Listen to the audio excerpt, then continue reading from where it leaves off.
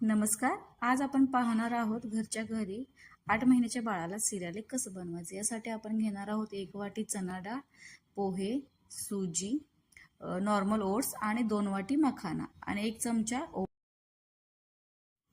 हे सर्व जिन्नस आपल्याला गॅसवरती मंद आचेवरती सोनेरी कलर येऊपर्यंत भाजायचे आहेत, जेणेकरून त्यांच्यातला मऊपणा निघून जावा. हे अशा प्रकारे आपल्याला त्यांना ड्राय रोस्ट करायचे आहे सोनेरी रंगावरती. मखाना भाजताना तो बोटाने इझिली ब्रेक होईल ह्या लेवलला भाजायचा आहे आणि शेवटी जिरे आणि ओवा सुद्धा ड्राय रोस्ट करायचा आहे.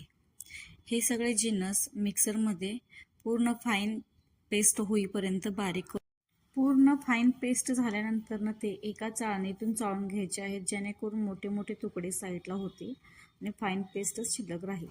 आणि अशा प्रकारे तयार आहे घरगुती पद्धतीने बनवलेले पौष्टिक असे आपले होममेड सिरियल. त्याच्यामध्ये आपण गरम पाणी ॲड करून सुद्धा बाळाला खाऊ घालू शकतो किंवा गॅसवरती मंद आचेवरती शिजवून सुद्धा बाळाला खाऊ घालू शकतो. व्हिडिओ पाहिल्याबद्दल धन्यवाद आणि याचा डिटेल व्हिडिओ हवा असेल तर मला कमेंटमध्ये नक्की कळवा. थँक्यू. काळजी घ्या.